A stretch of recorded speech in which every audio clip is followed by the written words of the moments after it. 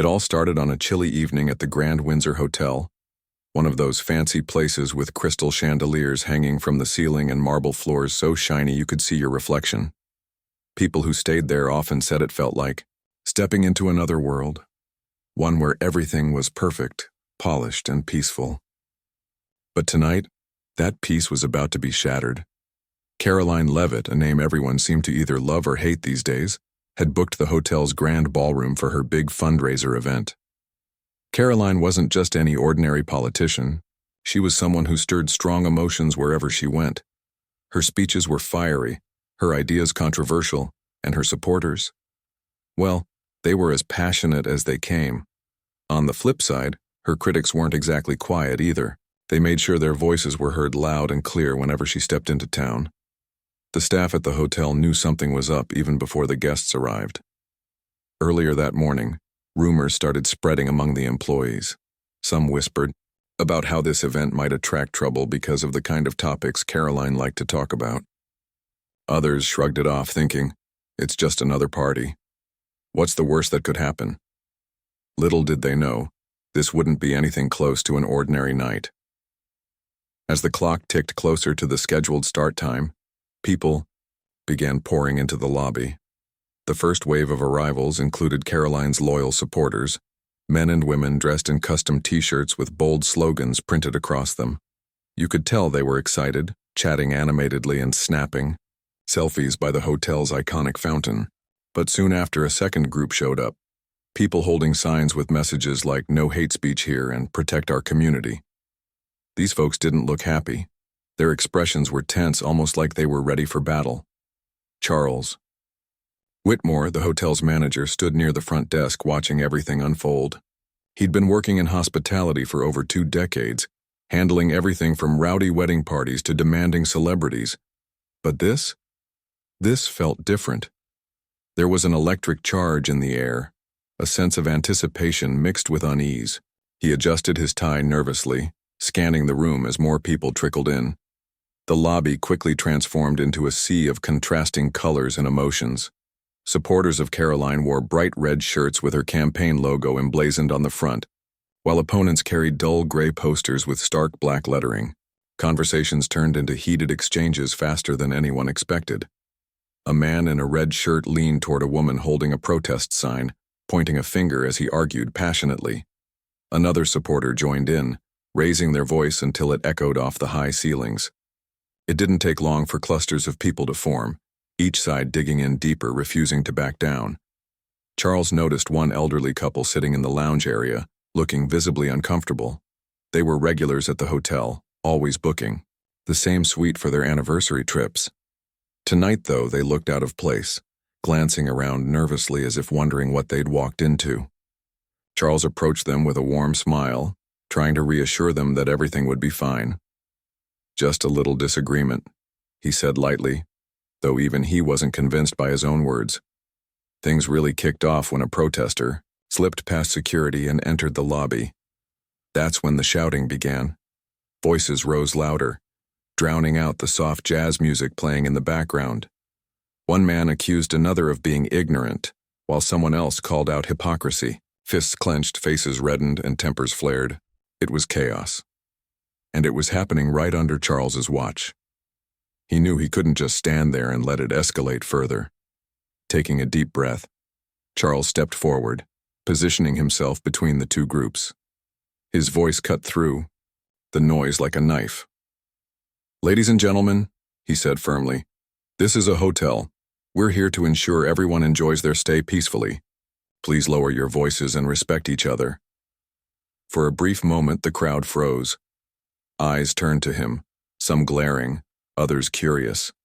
Then, as if on cue, Karoline herself appeared, walking confidently through the throng of people. Dressed impeccably in a tailored suit, she exuded authority. Flanked by her team, she addressed the crowd directly, defending her right to hold the event and accusing the protesters of trying to silence her message. Her words reignited the flames, and the argument picked up again, fiercer than before. Standing there in the middle of it all, Charles realized this was only the beginning. Whatever happened next, he knew one thing for certain. It was going to be a long night. The tension in the lobby was thick enough to cut with a knife. People weren't just arguing anymore, they were practically shouting over each other, their voices bouncing off the walls and echoing through the grand space. Charles Whitmore had managed to step in briefly, trying to bring some calm to the chaos, but it was like trying to put out a wildfire with a squirt gun. Every time he thought things might settle down, another spark would ignite. That's when it happened. A protester slipped past the security guard stationed outside. No one noticed him at first. He moved quickly, weaving through the crowd until he reached the heart of the lobby. Then, without warning, he held up a large sign that read, "Enough is enough." It wasn't just the message on the sign that caught everyone's attention, it was how loudly he shouted it. His voice boomed, cutting through the noise like a siren. One of Karoline Leavitt's supporters immediately took offense. A man wearing one of those bright red campaign t-shirts stepped forward, his face flushed with anger. "You've got no right to be here," he barked, jabbing a finger toward the protester. "This is private property." The protester didn't back down. Instead, he squared his shoulders and shot back. "And you've got no right to spread hate under the guise of free speech." Just like that, the argument escalated. Words flew faster than anyone could keep track of. Accusations were hurled back and forth. "You're brainwashed." "No, you're the problem." Until both men were nearly chest to chest, their faces inches apart. The rest of the lobby fell silent for a split second, everyone watching. As the confrontation unfolded, Charles saw the situation spiraling out of control. He rushed over, positioning himself between the two men before things could get physical. All right, let's take a step back," he said, raising his hands in a gesture of peace. His tone was firm but calm, the kind of voice that demanded attention without sounding aggressive. "This isn't helping anyone. Let's all try to remember where we are." For a moment, it seemed like his intervention might work. Both men hesitated, glancing at Charles as if weighing whether to listen or keep going. But then someone else chimed in, a woman standing nearby who had been quietly observing until now. She pointed at the protester and snapped, "Why don't you just leave? Nobody wants you here." Her comment reignited the fire. Others joined in, taking sides and adding fuel to the flames. Supporters of Karoline's campaign cheered her name, while opponents clapped and shouted slogans of their own. The once elegant lobby now felt more like a battleground, complete with raised voices, clenched fists, and raw emotion spilling out everywhere. Karoline herself emerged from the ballroom entrance moments later, flanked by her team. She surveyed the scene with a steely gaze, her expression unreadable. When she finally spoke, her voice carried authority, commanding the room's full attention. "Let me make one thing clear," she said, her words sharp and deliberate. "I will not allow anyone to silence the voices of hardworking people who want change. If you think shutting us down makes you righteous, you're wrong." Her statement only poured gasoline on the fire. Cheers erupted from her supporters while groans and boos came from the opposing side. One man yelled, "Change? You call spreading fear change?" Another woman countered, "At least she's giving us a voice instead of ignoring us like you do." The debate grew louder, more heated, and utterly unmanageable. Charles could feel the weight of the situation pressing down on him. He glanced around, noticing the hotel staff frozen in place, unsure of what to do. Some guests looked alarmed, while others seemed oddly fascinated, whipping out their phones to record the spectacle. Social media was already lighting up with snippets of the drama unfolding in real time. As the shouting continued, Charles spotted an elderly guest sitting near the concierge desk, her hands trembling as she clutched her purse. She looked pale, almost frightened. He approached her gently, offering a reassuring smile. "Ma'am, are you okay?" he asked softly. She shook her head, her voice barely above a whisper. "I came here for a quiet evening. I didn't expect this." Her words hit him like a punch to the gut. This wasn't just about politics or protests anymore. It was affecting real people, innocent guests who had come to the hotel expecting comfort and relaxation. And it was his responsibility to fix it. Determined to regain control, Charles signaled for his head of security to gather additional staff members. Together, They formed a loose circle around the main cluster of people, creating a barrier to prevent the argument from spreading further into the hotel. Meanwhile, Charles decided it was time to address the entire group directly. Standing on a small platform near the reception area, he cleared his throat and raised his hands to signal for quiet. Amazingly, after a few seconds, the noise began to die down. People turned to look at him, curiosity mixing with frustration on their faces. "I understand that everyone here has strong opinions," Charles began, his voice steady but sincere. "But this is not the place for such heated confrontations. We welcome all guests equally, regardless of their beliefs. However, we cannot tolerate behavior that disrupts the safety and enjoyment of others. Please, let's find a way to resolve this peacefully." His words hung in the air for a moment, met with a mix of reactions. Some nodded in agreement, appreciating his attempt to defuse the situation. Others rolled their eyes or muttered under their breath, clearly unhappy with his interference. Karoline's team exchanged glances, silently debating their next move while the protesters stood their ground, refusing to back down. Despite Charles's best efforts, the tension remained palpable. It was clear that this was far from over. As he stepped down from the platform, he couldn't shake the feeling that the night was only getting started, and that bigger challenges lay ahead. As Charles stepped away from the makeshift platform, the lobby buzzed with a restless energy. People were still arguing, their voices overlapping like a chaotic symphony. Some had calmed down slightly after his speech, but others seemed more fired up than ever. The divide between the two groups was growing wider by the minute, and it felt like the fragile peace Charles had tried to establish was hanging by a thread.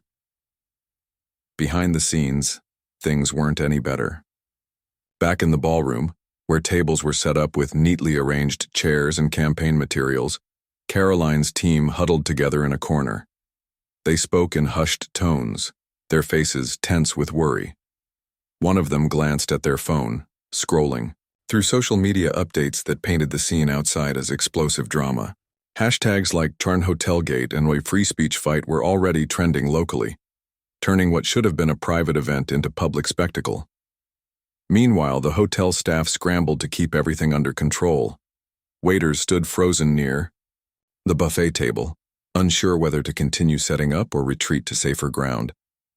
A few housekeeping employees peeked out from behind curtains, wide-eyed and whispering among themselves about how they'd never seen anything like this before. Even the concierge desk, usually bustling with activity, now looked abandoned as guests avoided the area entirely. Charles knew he couldn't afford to waste another second. He retreated to his office for a moment, closing the door behind him, to collect his thoughts. His hands shook slightly as he leaned against his desk, staring at the framed photo of his family on the wall. This job wasn't just about managing a hotel. It was about creating an environment where people felt safe and respected.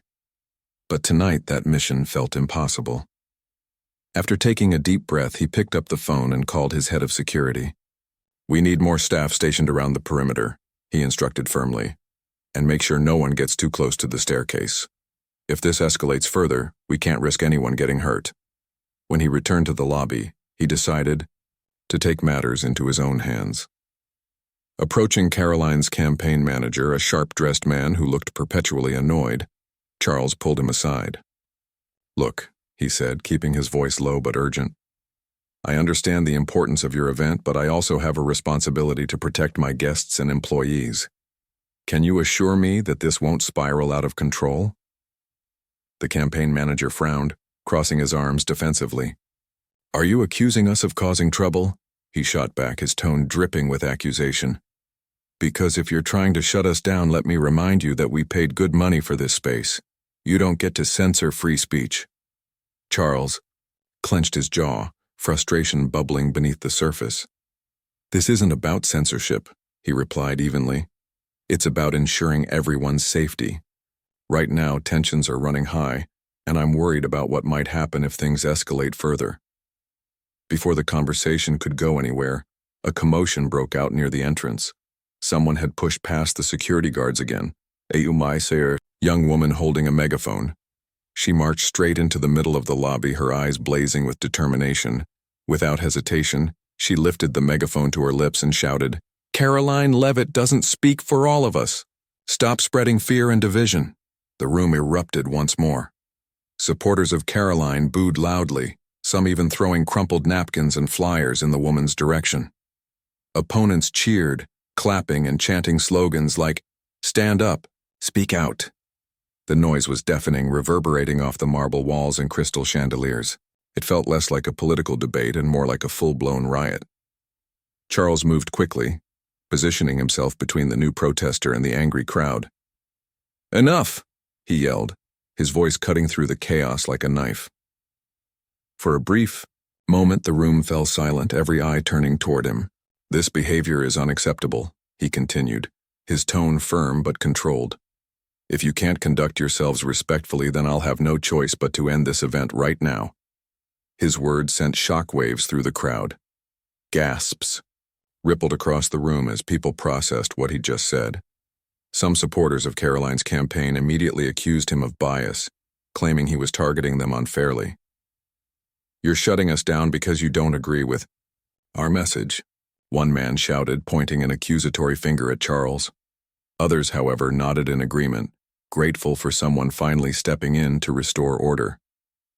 An older couple seated near the lounge area exchanged relieved glances, murmuring, "Thank goodness someone's doing something about this."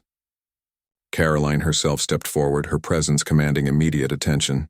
She stood tall, her expression a mix of defiance and disbelief. "Let me be clear," she said, her voice steady and confident. "No one, not you, not anyone, can silence the voices of the people. If you think canceling this event will stop us, you're sorely mistaken." Her words reignited the flames of conflict. Supporters cheered wildly, pumping their fists in the air, while opponents countered with chants of their own. The atmosphere grew heavier, almost suffocating, as both sides dug in deeper, refusing to budge. Charles realized there was only one option left. He signaled for his security team to form a tighter barrier around the main group, effectively boxing them in to prevent the argument from spilling into other parts of the hotel. Then, he turned to address the crowd one final time. "Ladies and gentlemen," he began, his voice carrying a weight that silenced the room once more. "I've done everything I can to maintain order tonight, but it's clear that this situation has gone beyond what we can handle responsibly. For the safety of everyone here, including our guests, our staff, and yourselves, I must ask you to leave the premises immediately." The announcement hit like a bombshell. Supporters of Karoline's campaign erupted in outrage, accusing Charles of violating their rights. Opponents, on the other hand, applauded his decision, praising him for standing up to divisiveness. Reporters who had gathered nearby frantically captured footage, knowing they were witnessing something extraordinary. As the crowd slowly dispersed, grumbling and shouting their last retorts, Charles felt a strange mix of relief and dread wash over him. He had made the call he believed was right, but he knew the consequences would follow, and they wouldn't be easy to face. The moment Charles announced the cancellation of the event, the lobby transformed into a whirlwind of emotions. Supporters of Karoline's campaign were livid, their faces red with anger as they shouted accusations at the hotel manager. "This is censorship," one man bellowed, his voice cracking with frustration. "You're trying to silence us because you don't like what we stand for." Others echoed his sentiments, shaking their fists and gesturing wildly. Some even refused to leave, planting their feet firmly on the marble floor as if daring anyone to move them. On the other side, opponents of Karoline cheered loudly, applauding Charles's decision. A woman holding a protest sign pumped her fist in the air, shouting, "Finally, someone stood up against hate speech." Her words sparked cheers from those around her, creating a stark contrast to the outrage coming from the other group. The divide between the two sides felt sharper than ever, like an invisible wall splitting the room in half. Reporters swarmed the scene, shoving microphones toward anyone willing to speak. Cameras flashed nonstop, capturing every heated exchange and dramatic reaction. Social media was already ablaze with clips of the chaos. Hashtags like #Hotelgate and "Free Speech Under Attack" spreading like wildfire. People online weighed in with their opinions, some praising Charles for taking a stand, while others condemned him for overstepping his authority. Amidst the commotion, Charles stood tall, though inside he was anything but calm. His heart raced as he watched the fallout unfold before his eyes.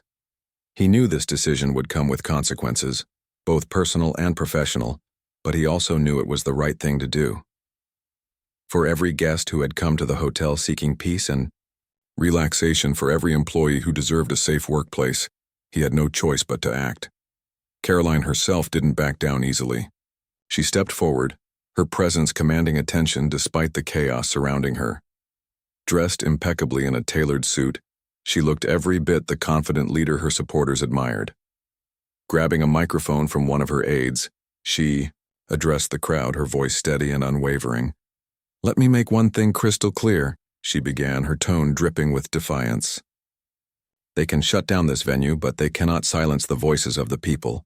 This isn't the end, it's just the beginning."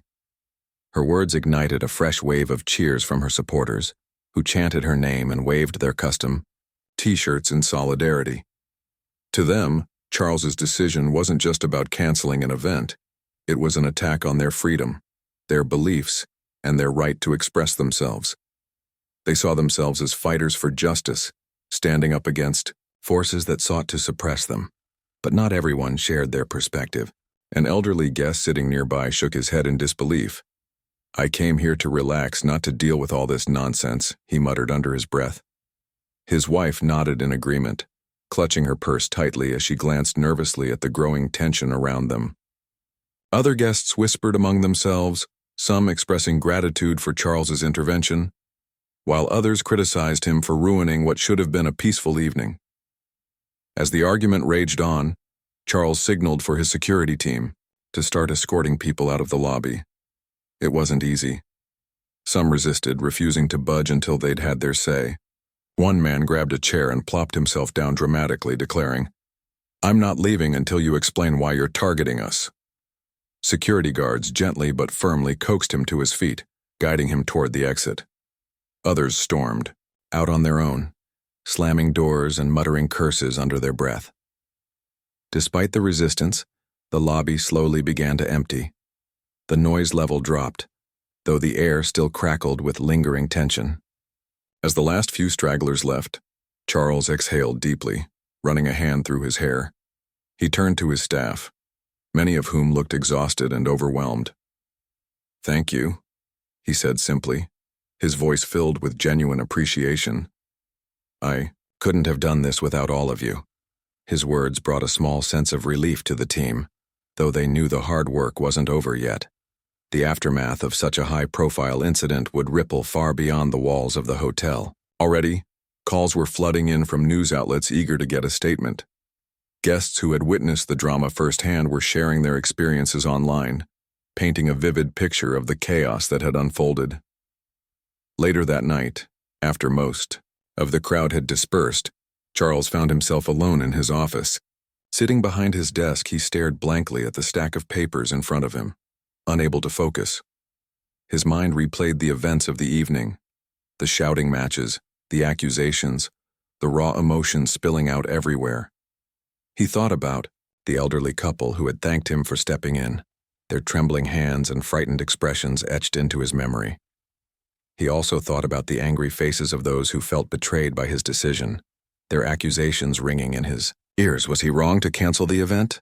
Had he overstepped his boundaries?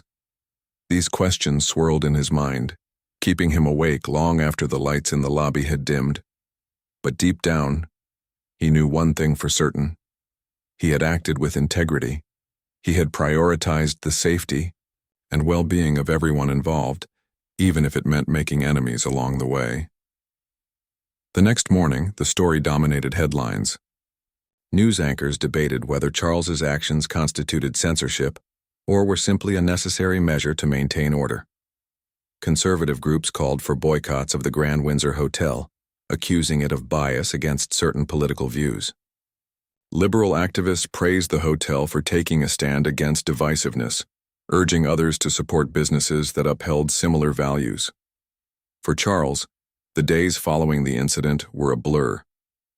He gave interviews to reporters explaining his reasoning in calm, measured tones.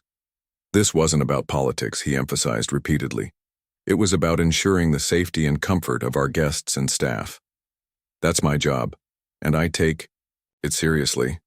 Despite the backlash, he remained steadfast in his decision. He knew not everyone would agree with him, but he also knew he couldn't please everyone. What mattered most was staying true to the principles that guided him, not just as a hotel manager, but as a human being. As he walked through the now empty lobby later that week, Charles paused to admire the gleaming marble floors and sparkling chandeliers. The space was peaceful again, almost eerily so. But beneath its polished surface lay the scars of a night that would never be forgotten. A reminder of how quickly tranquility could turn into turmoil, and how courage sometimes meant making tough choices in the face of adversity. The morning after the chaotic night at the Grand Windsor Hotel, Charles woke up feeling like he'd been hit by a truck. His body was heavy with exhaustion, and his mind raced with snippets of the previous evening. The shouting, the accusations, the raw emotion that had spilled into every corner of the lobby. He sat on the edge of his bed for a few minutes, staring at the floor, trying to gather himself before heading back to work. Today wouldn't be easy. In fact, it might be one of the toughest days he'd ever faced in his career. When he arrived at the hotel, the atmosphere felt different. Usually the lobby buzzed with cheerful chatter as guests checked in or enjoyed their morning coffee. But today, there was an eerie quietness, broken only by the occasional clink of china from the cafe area.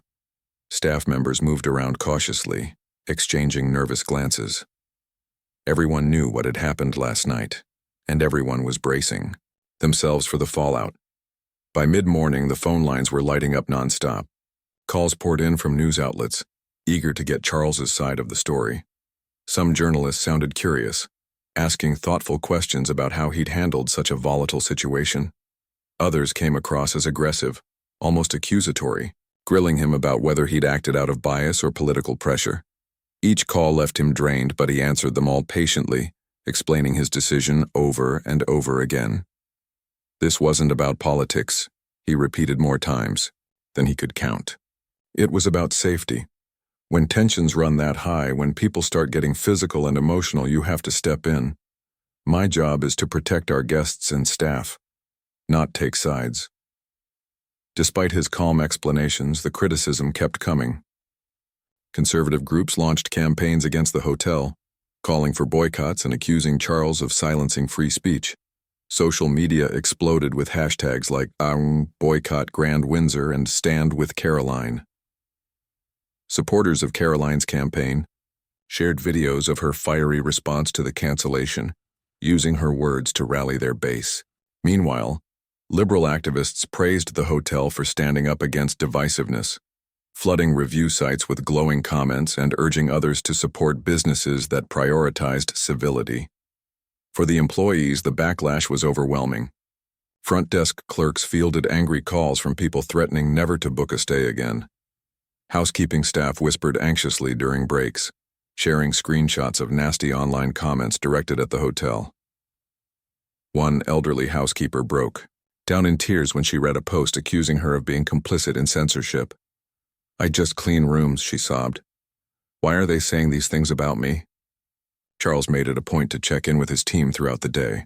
He walked through the hallways, stopping to talk to each employee individually. "Thank you for staying strong," he told them. "This isn't your fault, and we'll get through this together." His words offered some comfort, but the stress was undeniable. The hotel had always been a place of warmth and hospitality, but now it felt like a battleground. Guests also reacted in unexpected ways. Some canceled their reservations outright, citing discomfort with the controversy. Others extended their stays, praising the hotel for its courage.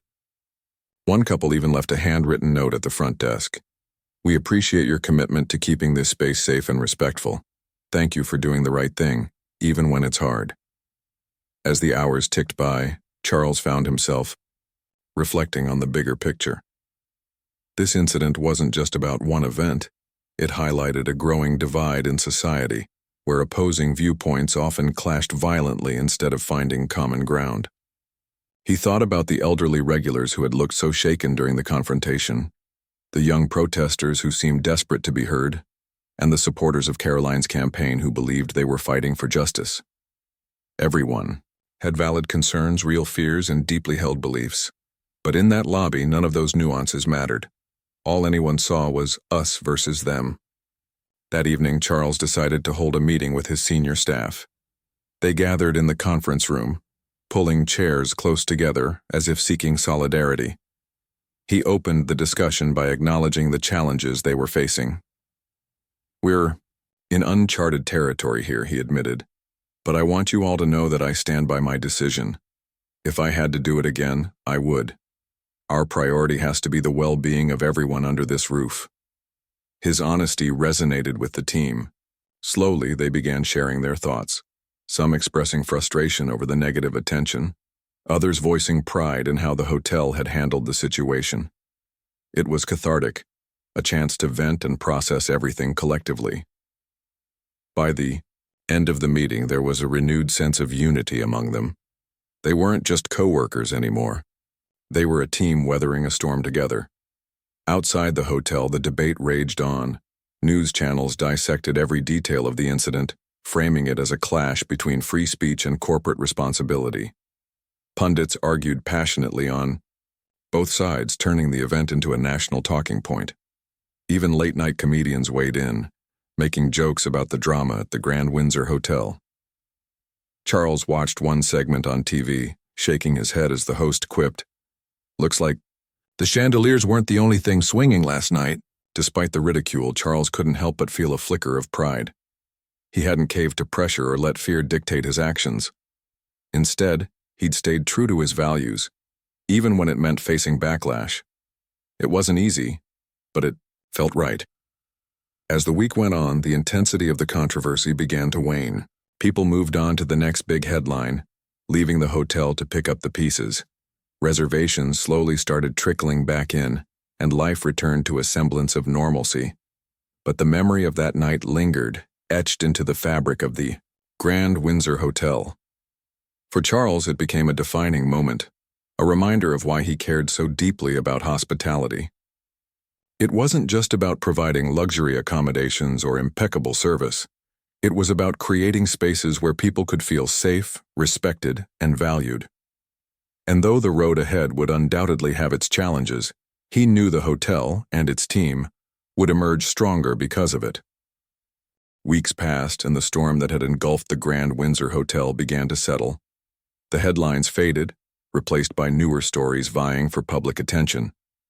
Social media posts about the incident dwindled, buried under memes and viral videos of dancing cats or random acts of kindness.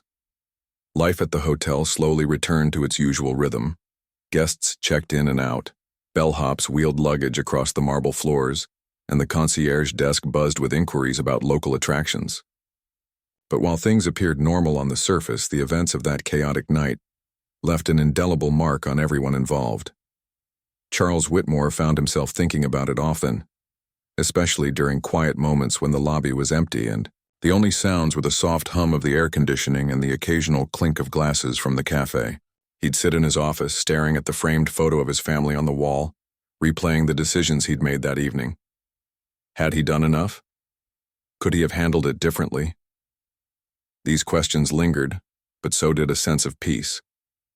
Deep down, he knew he'd acted with integrity, prioritizing the safety and well-being of everyone under his care, even if it meant making enemies along the way.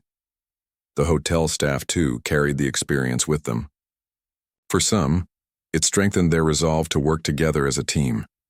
Front desk clerks who once dreaded answering phones now greeted each call with professionalism, knowing they represented not just the hotel, but its values. Housekeeping staff took extra pride in keeping the room spotless, finding comfort in the small ways they contributed to creating a welcoming environment. Even the security guards who had borne the brunt of the chaos walked taller, wearing their uniforms like badges of honor. Guests noticed the difference. Many who visited after the incident remarked on how warm and inviting the atmosphere felt. One woman wrote in her review, "You can tell this place is run by people who genuinely care about their guests. It's more than just a hotel. It's a home away from home." Another guest, a frequent traveler, mentioned how much he appreciated the calm energy of the lobby, saying, "It's rare to find somewhere so peaceful these days." Karoline Leavitt's campaign moved forward, using the incident as fuel for their cause.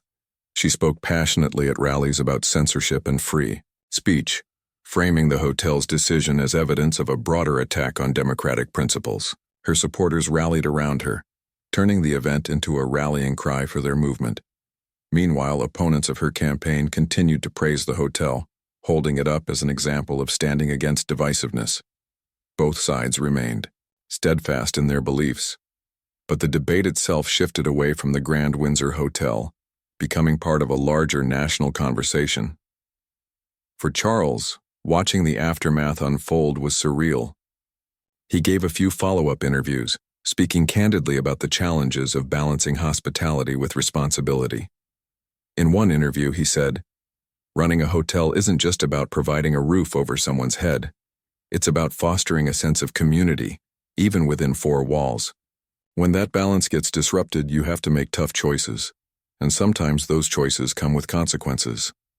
His words resonated with many, earning him unexpected praise from unlikely places. A letter arrived one day addressed to him personally. Inside, a stranger thanked him for standing firm in the face of adversity.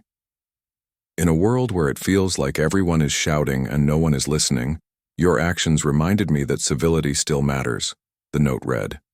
Charles kept it tucked inside his desk drawer, pulling it out whenever doubt crept in. Over time, the hotel implemented new policies to prevent similar incidents in the future. Event organizers were required to submit detailed plans outlining potential risks and contingency measures. Security protocols were tightened, ensuring that staff were better prepared to handle unexpected situations. While these changes added layers of complexity to the booking process, they also reassured guests and employees alike that the hotel was committed to maintaining a safe and respectful environment. As months went by, the memory of that night became less painful and more reflective. Staff members occasionally joked about it during breaks, laughing at how wild things had gotten. "Remember when we thought chandeliers might fall off the ceiling?" one housekeeper quipped, prompting laughter. From her coworkers, Charles joined in too, sharing lighter anecdotes from the evening, like the time a protester accidentally knocked over a potted plant and tried to hide it behind a curtain. But beneath the humor lay a deeper understanding of what they'd been through together. They weren't just colleagues anymore. They were survivors of a shared experience bonded by their resilience and determination to uphold the hotel's values. That bond showed in the little things, the way they supported each other during busy shifts, the smiles exchanged in passing, the collective sigh of relief when everything ran smoothly. One evening, long after the dust had settled, Charles stayed late at the hotel to finish some paperwork. As he locked up for the night, he paused in the lobby, taking in the sight of the empty space. The marble floors gleamed under the soft glow of the chandeliers, and the fountain bubbled quietly in the corner. It was peaceful now, almost serene, but Charles knew better than anyone that appearances could be deceiving. Beneath the polished surface lay the scars of a night that would forever be etched into the history of the Grand Windsor Hotel. He smiled faintly, running a hand along the smooth wooden railing of the staircase. The hotel had weathered the storm, emerging stronger and more united because of it. And though he couldn't predict what challenges lay ahead, he felt confident that they could face anything, as long as they stayed true to their values. With one last glance around the lobby, Charles turned off the lights and stepped out into the cool night air. The city buzzed around him, alive with its own stories and struggles. But for now, all was quiet at the Grand Windsor Hotel, a testament to the power of courage, community, and the enduring spirit of hospitality.